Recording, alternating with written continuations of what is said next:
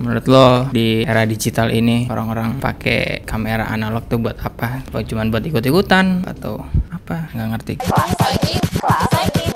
Kita tanya pedagangnya dulu. Ini ada Mas Enat.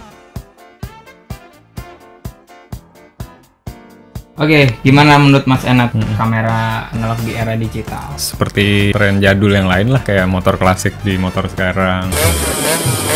Jadi sebagai pelengkap mungkin ya. Tapi balik lagi mungkin ada yang menikmati analog ini sebagai tren doang, ada yang emang doyan dari dulu, ada yang doyan belanjanya, maksudnya koleksi ya. Terus ada juga yang emang profesional di analog ini gitu. Misalnya dia kerja buat foto pre-wed, foto wedding kayak gitu masih pakai analog. Ada juga yang mungkin foto portrait gitu buat lookbook atau apa. Rata-rata itu tuh penggunanya apa sih? Kalau lihat dari pembeli dan yang datang ke acara kita, emang kebanyakan anak muda sih, mulai dari sekolah mungkin dari SMP sampai perkuliahan gitu. Ada juga gitu yang bapak-bapak gitu yang masih ikutan juga. Tapi ya gitu, pasti semuanya masih pada main sih. Cuma ya tergantung mereka loyal sama analog atau bakal berpindah. Digital sama analog apa perbedaannya gitu dari segi teknisnya atau dan perawatannya? Kalau analog itu kan medianya film yang nangkep cahayanya. Jadi rasanya lebih otentik lah. Kalau gue sih sering bandinginnya kayak sambal ulek sama sambal saus. Semua sambal yang diulek pasti rasanya beda. Ada rasa tertentu yang lu nggak dapetin di saus itu kan gitu. Terus selain itu, kamera analog bukan kamera-kamera yang gampang didapat kayak kamera digital, karena kamera digital semuanya masih on stock. Tapi kalau analog bisa jadi kamera yang lu mau baru nongol di Instagram semenit udah laku. Bedainnya lagi butuh waktu. Ketika lu mau dapetin hasilnya, lu harus proses dulu. Lu bisa jadi lebih serius, lebih dalemin tentang dasar-dasar fotografinya gitu. Jadi lu bisa belajar untuk dapetin hasil dengan lebih cepat dan lebih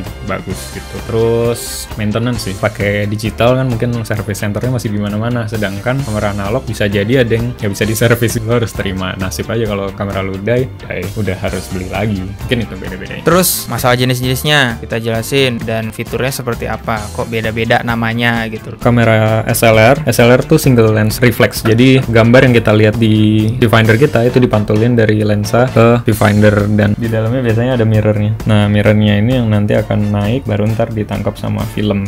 Terus disposable nih kamera sekali pakai. Biasanya di dalamnya udah ada roll filmnya. Nah, ini tadi yang lupa, ini kamera APS. Kamera APS ini masih pakai film APS tapi kurang direkomend untuk dipakai di Indonesia sih. Terus ini rangefinder. Kalau bahasa Indonesianya katanya penilik rentang, anjay. Yang membedakan adalah cara focusingnya. Ada pads yang berbayang gitu. Jadi tugas lu adalah menyatukan bayangan itu jadi satu. Nah, itu baru artinya fokus. Terus ini kamera instan. Ada Fuji keluarin Instax, ada Polaroid. Terus ini point and shoot. Ya seperti namanya, tinggal tracker jepret. Yang belum tuh TLR, twin lens reflex, yang lensanya dua, satu buat ngeker, satu buat ngambil gambar. Terus ada medium format yang lain. Untuk medium format biasanya size kamera lebih besar kan, karena dia filmnya juga lebih besar ukurannya. Ada juga large format yang udah buat profesional.